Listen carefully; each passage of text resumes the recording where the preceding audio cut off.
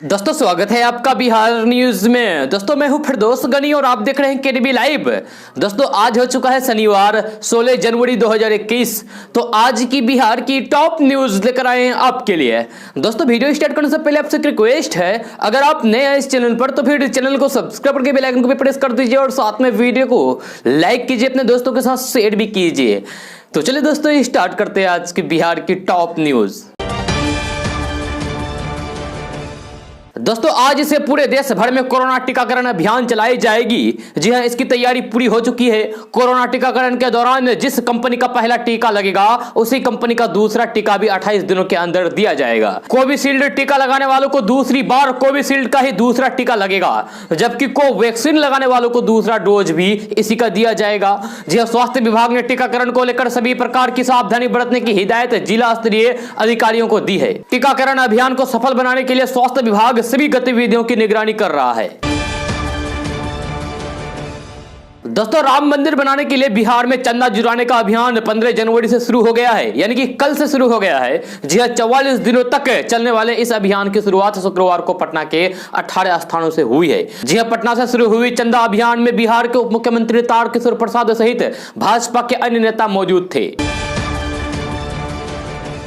दोस्तों बिहार में bird flu की पुष्टि अब तक नहीं हुई है, लेकिन इसका साइड इफेक्ट लगातार पोल्ट्री फार्म पर पड़ रहा है। Institute of animal health and production department की टीम लगातार सैंपल इकट्ठा करने में लगी हुई है। इधर अधिकारी भी रियोमर से परेशान हैं। पोल्ट्री वैज्ञानिक राकेश की माने तो 1.5 माह में सबसे ज्यादा सैंपल इकट्ठा किए गए हैं और सभी 700 सैंपल को regional disease diagnosis centre Kolkata जांच के लिए भेज दिए गए। सभी नमूनों की लिस्ट भी आ गए हैं, लेकिन एक भी पक्षी में बर्ड फ्लू की पुष्टि नहीं हुई है। जी हाँ, उन्होंने लोगों से अपील करते हुए कहा है कि कहीं से भी बर्ड फ्लू की पुष्टि नहीं हुई है बिहार में, इसलिए लोग मीट या फिर अंडे का इस्तेमाल उबाल कर करें, क्योंकि ऐसा करने के बाद 70 डिग्री तापमान जाता है, जिससे संक्रमण नहीं रह जाता है। वहीं एक्सपर्ट की माने तो कई जिलों से सूचनाएं लगातार पक्षियों की जान जाने की खबर और फिर बीमार पड़ने की खबर मिल रही है, लेकिन जांच के बाद एक भी पक्षी में बर्ड फ्लू की पुष्टि नहीं हुई है। दोस्तों कोरोना काल में लोगों को हर माध्यम से जागरूक किया गया।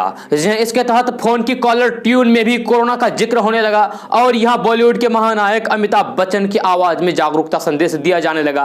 लेकिन अब से कोरोना कॉलर ट्यून में अमिताभ बच्चन की आवाज नहीं सुनाई देगी। आपको बता दूं कि अमिताभ बच्चन की आवाज को हटाने के लिए दिल्ली हाईकोर्ट में याचिका भी दायर हुई थी, लेकिन उसकी वजह से कॉलर ट्यून नहीं बदली गई है। दरअसल अब फोन करने पर कोरोना टीकाकरण की नई कॉलर ट्यून सुनाई देगी। जी हाँ, जानकारी के मुताबिक आज 16 जनवरी से देश में टीकाकरण अभियान शुरू हो जाएगा। ऐसे में कोरोना कॉलर ट्यून बदली जा रही है, जो टीकाकरण पर आधारित होगी। माना जा रहा है कि अमिताभ बच्चन की आवाज वाली कोरोना कॉलर ट्यून हटने की असल वजह यही है। दोस्तों देश में पोलियो टीकाकरण अभियान की शुरुआत 31 जनवरी से की जाएगी। एक दिन पहले स्वास्थ्य मंत्रालय ने 17 जनवरी से शुरू होने वाले राष्ट्रीय पोलियो टीकाकरण कार्यक्रम पर रोक लगा दी थी। जी हां, लेकिन बृहस्पतिवार को मंत्रालय ने पोलियो टीकाकरण 15 दिन आगे बढ़ा दिया है। दरअसल 16 जनवरी यानी कि आज से देश में कोरोना टीकाकरण शुरू होने जा रहा है। जी हां, इससे ठीक एक दिन बाद पोलियो का टीकाकरण होना था, लेकिन देश भर में अभी स्वास्थ्य कर्मचारियों को सबसे पहले टीका लगाने और फिर स्टाफ की कमी के चलते पहले कोरोना के टीकाकरण को शुरू करने का फैसला किया गया है। इसके बाद पोलियो की टीकाकरण होगा। मंत्रालय ने बताया कि राष्ट्रपति कार्यालय के साथ परामर्श के बाद ही पोलियो टीकाकरण दिवस कार्यक्रम में बदलाव करने का निर्णय लिया गया है। लैटिन अमेरिकी फल ड्रैगन फ्रूट की खेती बिहार के किशनगंज जिले में पिछले 6 वर्षों से हो रही है। जी हां, कैटस प्रजाति के इस फल की खेती को अब पूरे राज्य में यानी कि पूरे बिहार में विस्तार दिया जाएगा। इसके लिए बिहार बागवानी सोसाइटी रोड मैप तैयार करेगी। किसानों को निःशुल्क यानी कि फ्री में पौधा उपलब्ध कराने से लेकर इसकी खेती का प्रशिक्षण भी दिया जाएगा। बिहार सरकार फिलहाल ठाकुरगंज निवासी किसान नगराज नखत की नर्सरी से इच्छुक किसानों को पौधा उपलब्ध कराएगी। इसके अलावा डॉक्टर कलाम कृषि कॉलेज अर्राबाड़ी से किसानों को प्रशिक्षण और पौधे उपलब्ध कराए जाएंगे। वैशाली जिला के देसरी स्थित centre of excellence for fruit में नर्सरी लगाकर पूरे बिहार में विस्तार किया जाएगा। जहां किशनगंज जिले में पहली बार ड्रैगन फ्रूट की खेती 2014 में शुरू हुई थी। ठाकुरगंज के प्रगतिशील किसान नगराज नखत सिंगापुर से 100 पौधे खरीद कर लाए थे। साल दर साल विस्तार करते हुए अब वे 5 एकड़ में इसकी खेती करके बेहतर आमदनी कर रहे हैं, मुनाफा कमा रहे हैं। नगराज नखत बताते हैं कि अब वो इसकी खेती के साथ साथ नर्सरी भी तैयार कर रहे हैं। 2020 में इसकी नर्सरी से लगभग 11,000 पौधे की बिक्री हुई है। जी हां, असम, पश्चिम बंगाल और नेपाल के किसान यहां से ड्रैगन फ्रूट का पौधा खरीद कर ले जा रहे हैं। किशनगंज समेत आसपास के जिलों के किसान भी इसकी खेती की जानकारी लेने पहुंच रहे हैं। दोस्तों, बिहार की राजधानी पटना में सबसे व्यस्त रोड का अगर जिक्र होगा तो इसमें अशोक राजपथ का नाम जरूर शामिल होगा। जी हां, पटना विश्वविद्यालय, पीएमसीएच और अन्य शिक्षण संस्थानों की वजह से इस रोड पर गाड़ियों में भारी दबाव रहता है। कई बार तो पीएमसीएच जाने के दौरान जाम में फंसने के कारण गंभीर मरीज अस्पताल में नहीं पहुंच पाते हैं और अपनी जान तक गंवा देते हैं। पर अब इस परेशानी से निजात दिलाने के लिए पथ निर्माण विभाग ने एक निर्णय किया है। अशोक राजपथ पर डबल डेकर एलिवेटेड रोड बनने के लिए टेंडर कर दिया गया है। जी हां, अब इस सड़क का शिलान्यास होगा। इसके लिए मुख्यमंत्री नीतीश कुमार के पथ निर्माण विभाग जल्द ही समय मांगेगा। निगम की कोशिश है कि मार्च अप्रैल तक इस पर काम शुरू हो जाए। जहां करीब 2 किलोमीटर लंबे इस 4 लेन का डबल डेकर एलिवेटेड रोड से पूर्वी पटना से लोगों को भी राहत मिलेगी। दोस्तों, दरभंगा एयरपोर्ट को अंतर्राष्ट्रीय एयरपोर्ट के तौर पर विकसित करने और वर्तमान में यात्री सुविधाओं को और बढ़ाने के लिए विभागीय स्तर पर कवायद तेज हो गई है। जी, इसी महीने के अंत तक ये अप्रोच निर्माण का काम पूरा कर लिया जाएगा। इसी के साथ अगले महीना से यहां से अधिक हवाई जहाज एक साथ खड़े हो सकेंगे। जी, इन सबके बीच भूमि अधिग्रहण की कवायद भी तेज हो गई है। स्थानीय सांसद गोपाल जी ठाकुर ने केंद्रीय रक्षा मंत्री राजनाथ सिंह से मिलकर दरभंगा एयरपोर्ट से संबंधित सभी समस्याओं का विस्तार से बताया है। इस पर रक्षा मंत्रालय के स्तर पर तेज गति से कार्रवाई हो रही है। आपको बता दें कि दरभंगा एयरपोर्ट से जमीन अधिग्रहण को लेकर हो रही कठिनाइयों को सभी स्तरों पर जल्द दूर किया जाएगा।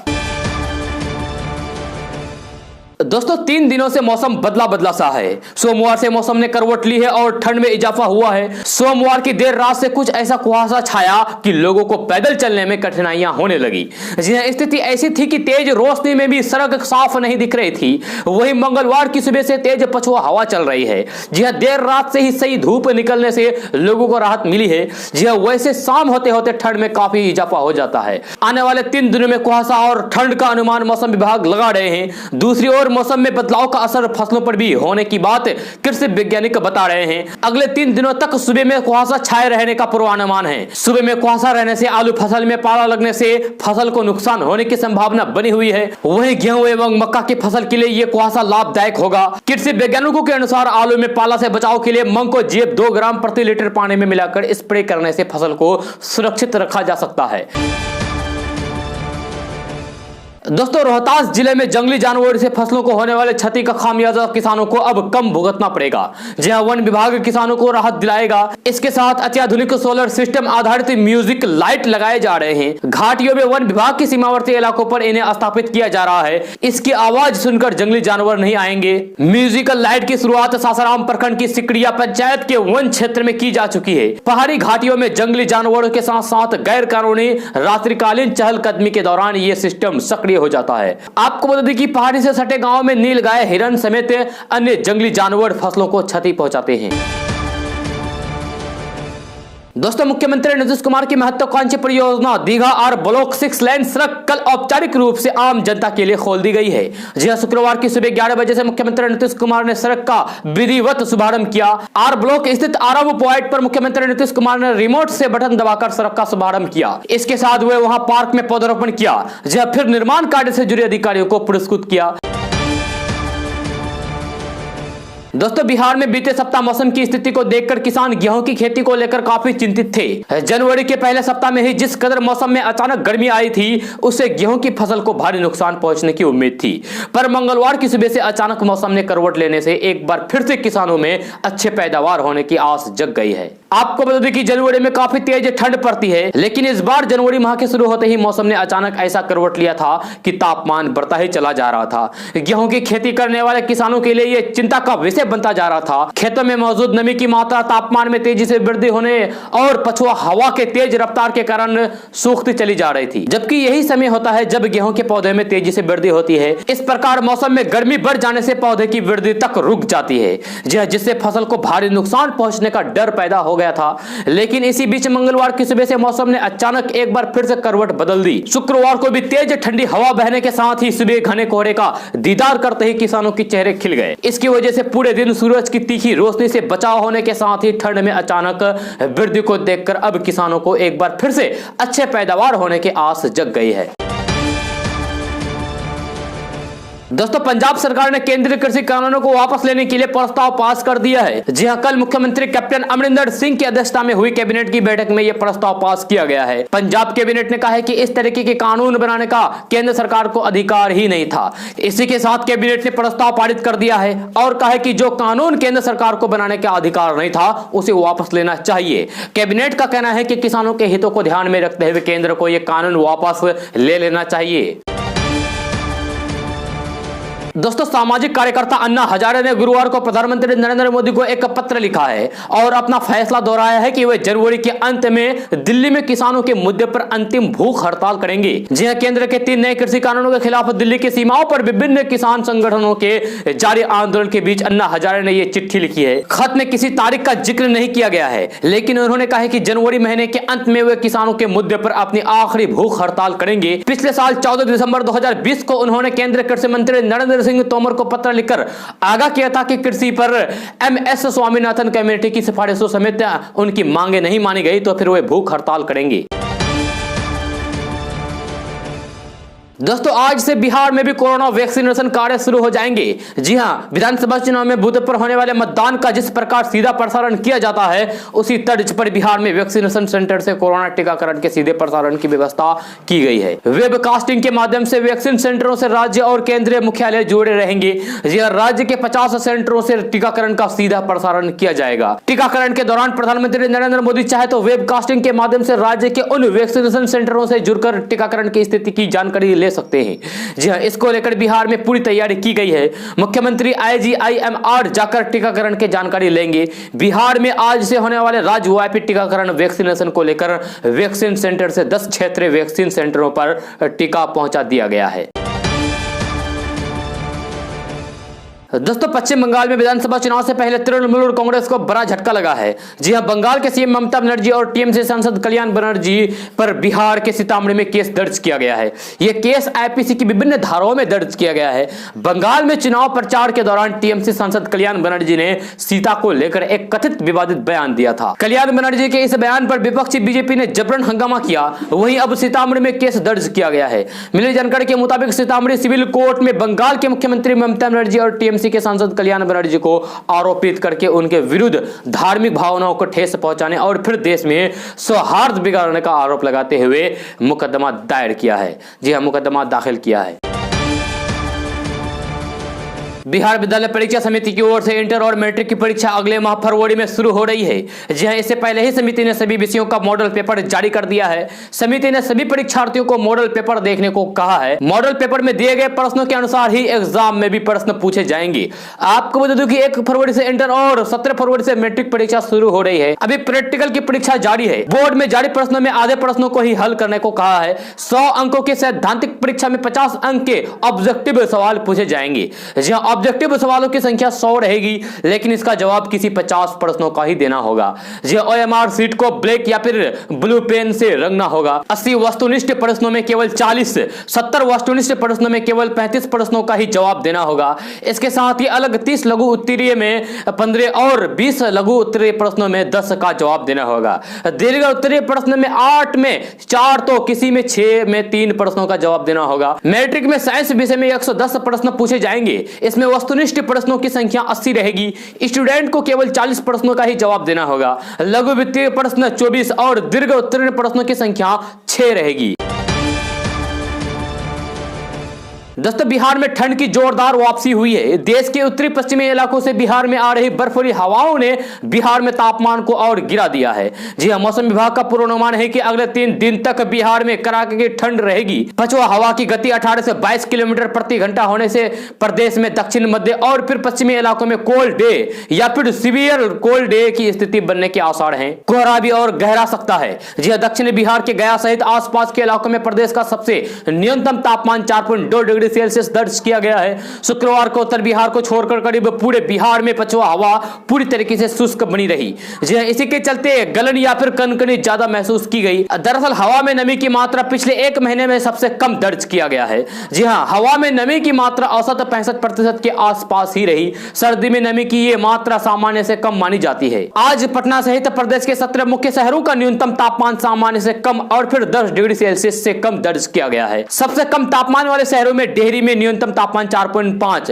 पूर्णिया, फारबिसगंज, भोजपुर और शेखपुरा में न्यूनतम तापमान 60 डिग्री सेल्सियस दर्ज किया गया है। वहीं सबौर, बक्सर, मधुबनी, सुपौल, छपरा और पटना में न्यूनतम तापमान 8 से 9 डिग्री के बीच दर्ज किया गया है। गया और पूर्णिया का अधिकतम तापमान भी करीब 3 डिग्री कम 19.2 डिग्री दर्ज किया गया है। भागलपुर का अधिकतम तापमान सामान्य से 1 डिग्री 21.3 डिग्री सेल्सियस दर्ज किया गया है। दोस्तों, सोशल मीडिया पर नमाज पढ़ते हुए सिख युवक की एक फोटो जमकर वायरल हो रही है। जी हां, दावा किया जा रहा है कि वे सिख के वेश में मुस्लिम हैं और किसान आंदोलन में भाग लेने के बाद अपनी पगड़ी उतारना भूल गया। फोटो शेयर करते हुए लोग लिख रहे हैं कि आंदोलन से आने के बाद अब्दुल सरदार वाला कस्ट्यूम उतारना भूल गया था। अब्दुल दुनिया का एकमात्र ऐसा पंक्चर पुत्र है जो पगड़ी पहनकर नमाज पढ़ता है। हमने वायरल हो रहे फोटो को रिवर्स इमेज सर्च किया तो हमें सिख अवेयरनेस नाम की एक वेबसाइट पर वायरल फोटो के साथ एक फेसबुक पोस्ट का स्क्रीनशॉट भी मिला। 31 जनवरी 2016 को किए गए इस फेसबुक पोस्ट में फोटो शेयर करते हुए लिखा गया था कि इस सिख व्यक्ति ने जुमे के दिन मस्जिद में प्रवेश किया, वजू किया और आश्चर्यजनक रूप से अल्लाह अकबर कहा और फिर सभी के सामने दुआएं भी मांगी। जी हां, आगे की पड़ताल में हमने पाया कि इस फोटो को जनवरी 2016 में कई अन्य फेसबुक पेजों द्वारा शेयर किया गया था। हालांकि केडीबी लाइव स्वतंत्र रूप से इस घटना को सत्यापित नहीं करता है और इस फोटो को किसान आंदोलन से जोड़कर देखा जा रहा है, जो बिल्कुल गलत है।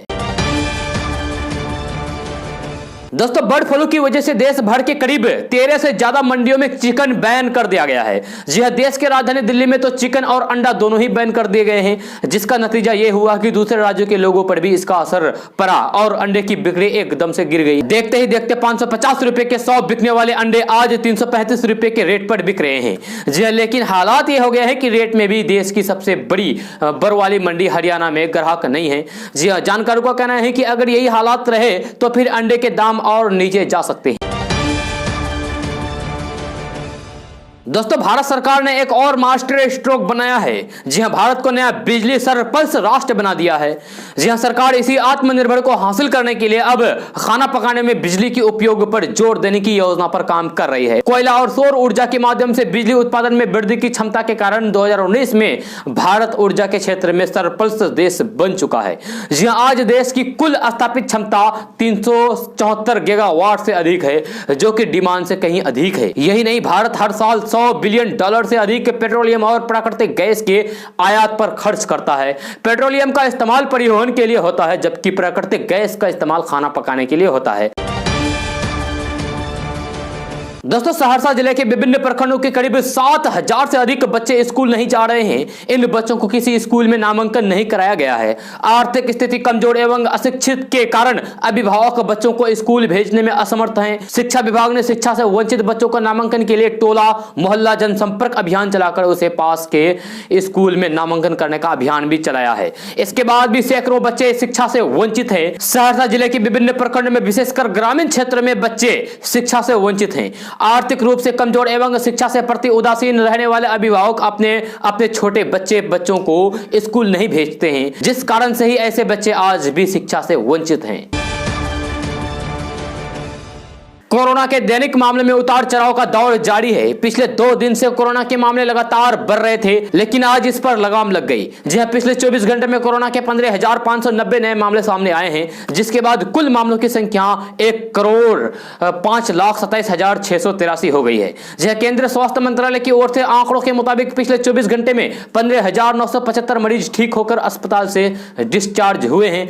अब तक देश में कोरोना से ठीक होकर अपने घर पहुंचने वाले मरीजों की संख्या हो गई है 1,01,62,738। वहीं संक्रमित मामलों की तुलना में रिकवर मरीजों की संख्या ज्यादा आ रही है, जिसकी वजह से कोरोना के सक्रिय मामले में गिरावट दर्ज की गई है।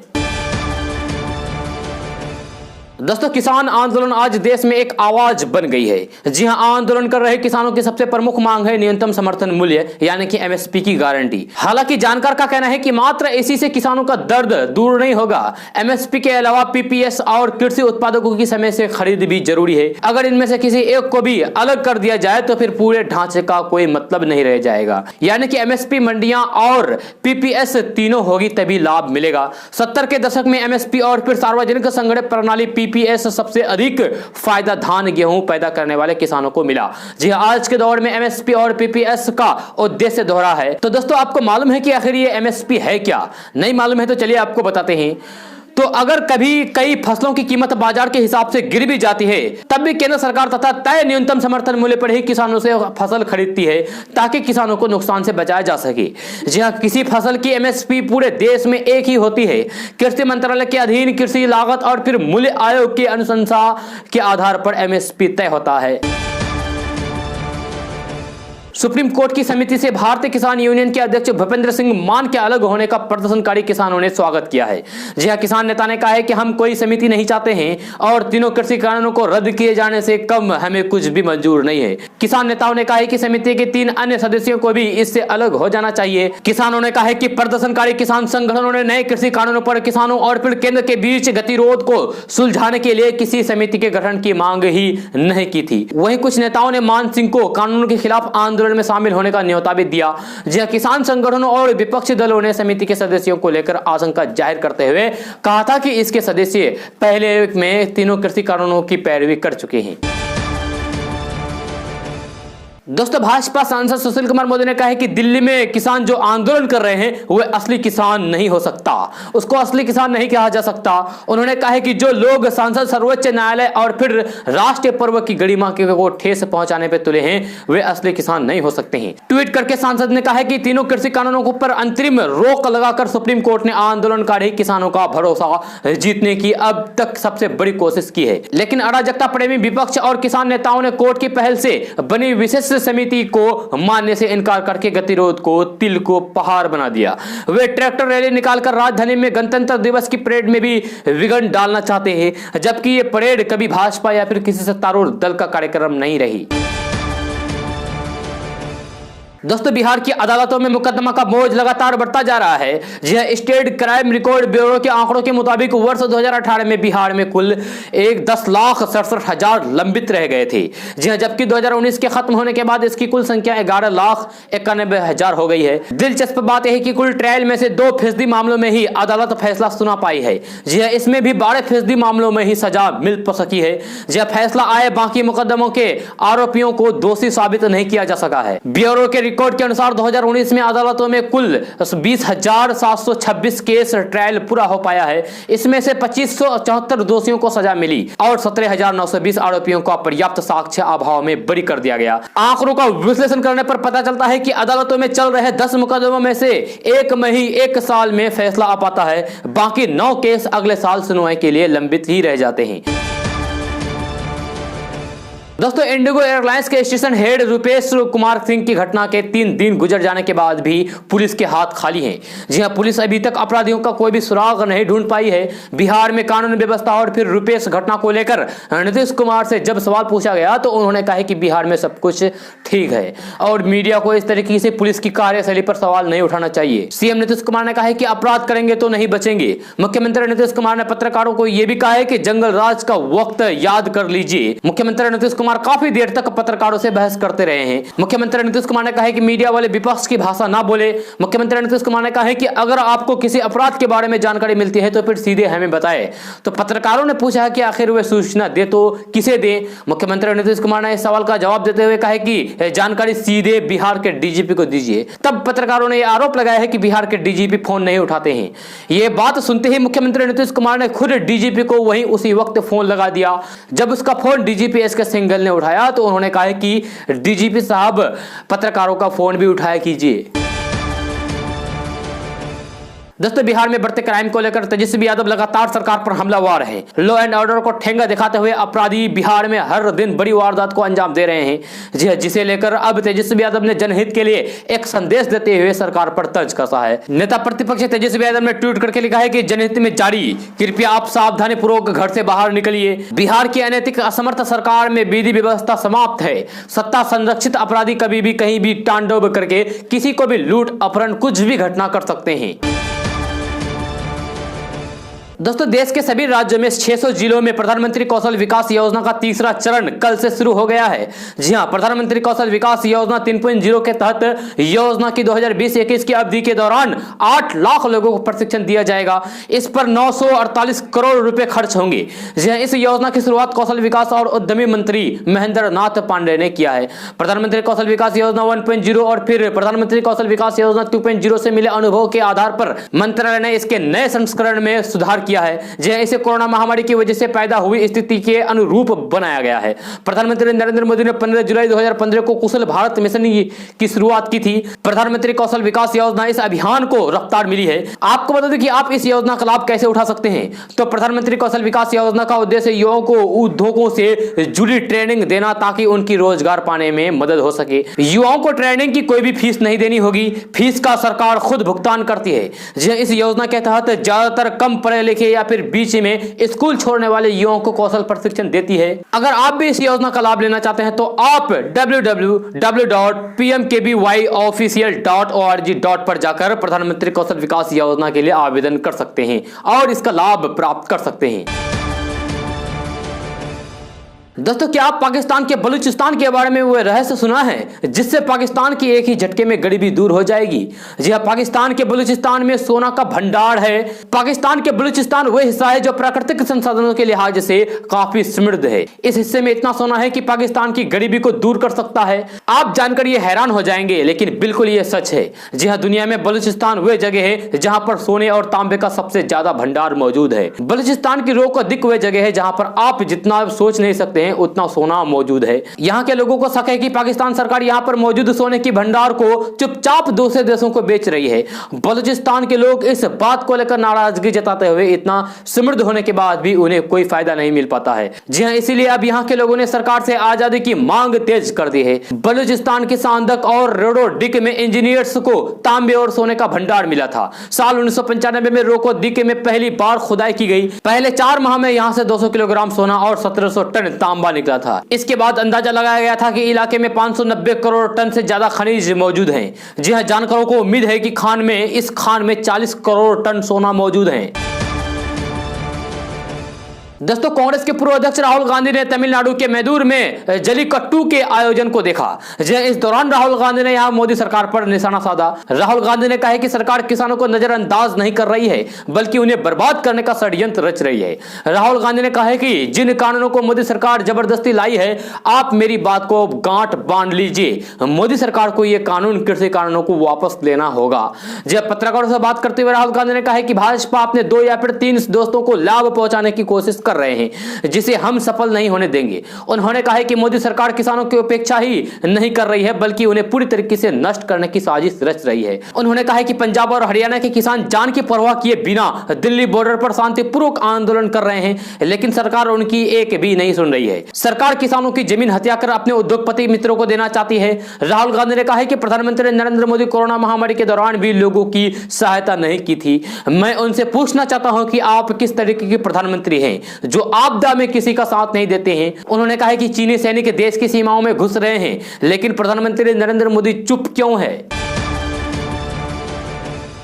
दोस्तों, उत्तर प्रदेश के पूर्व मुख्यमंत्री और बसपा सुप्रीमो मायावती का कल 65वां जन्मदिन था। जन्मदिन के मौके पर बसपा सुप्रीमो मायावती ने बड़ा ऐलान किया है। मायावती का कहना है कि उत्तर प्रदेश और उत्तराखंड में पार्टी अपने दम पर चुनाव लड़ेगी। साथ ही उन्होंने कहा है कि प्रदेश में बसपा सरकार यानी कि बहुजन समाजवादी पार्टी सरकार के आने पर फ्री में कोरोना वैक्सीन टीका दिया जाएगा। समाचार एजेंसी ANI के मुताबिक मायावती ने कहा कि देश में आज से शुरू हो रहे कोरोना टीकाकरण अभियान का BSP स्वागत करती है। हमारी पार्टी का विशेष अनुरोध है कि केंद्र की मोदी सरकार कोरोना वैक्सीन मुफ्त में दे। अगर केंद्र सरकार हमारे इस अनुरोध को स्वीकार नहीं करती है तो फिर सभी राज्य की सरकारों को यह सुविधा मुफ्त में देनी चाहिए। अगर केंद्र और उत्तर प्रदेश की वर्तमान सरकार भाजपा सरकार यहां के आम लोगों को यह कोरोना टीकाकरण सुविधा मुफ्त में नहीं देती है तो फिर इस बार यहां BSP की सरकार बनने पर ही यह सुविधा फ्री में दी जाएगी।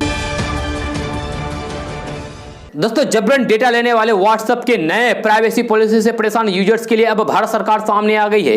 जी हां, लोगों की निजी जानकारियों से लेकर लेन देन तक का डेटा लेने के लिए भेजे गए नोटिफिकेशन का अब केंद्र सरकार समीक्षा कर रही है। लगातार घट रहे यूजर्स के बाद व्हाट्सएप की आने वाले दिनों में और परेशानी बढ़ सकती है। जी हां, टाइम्स ऑफ इंडिया की रिपोर्ट के मुताबिक व्हाट्सएप की नए प्राइवेसी पॉलिसी पर केंद्र सरकार की नजर है। प्राप्त जानकारी के मुताबिक केंद्र सरकार व्हाट्सएप के नए प्राइवेसी पॉलिसी की वजह से प्राइवेसी की उल्लंघन की जांच कर रही है, जिसमें यूजर से उनके कुछ बिजनेस और लेन देन के डिटेल्स मांगे गए हैं। यह रिपोर्ट के अनुसार व्हाट्सएप के डाटा पॉलिसी को लेकर IT मंत्रालय में हाई लेवल चर्चा हुई है। केंद्र सरकार सभी घटकों से बातचीत के बाद ही कोई कदम उठाएगी। केंद्र सरकार नए डेटा मामलों को गंभीरता से ले रही है। बताया जा रहा है कि डेटा मामले में सरकार व्हाट्सएप से सवाल जवाब कर सकती है। दोस्तों आज का न्यूज़ बस ये था, कैसा लगा जरूर अपना सुझाव दीजिएगा नीचे कमेंट बॉक्स में कमेंट करके। अगर आप नए आए इस चैनल पर तो फिर इस चैनल को सब्सक्राइब करके बेल आइकन को भी प्रेस कर दीजिए और साथ में वीडियो को लाइक कीजिए, अपने दोस्तों के साथ शेयर भी कीजिए। तो चलो दोस्तों फिर मिलते हैं अगली वीडियो में। जय हिंद, जय बिहार।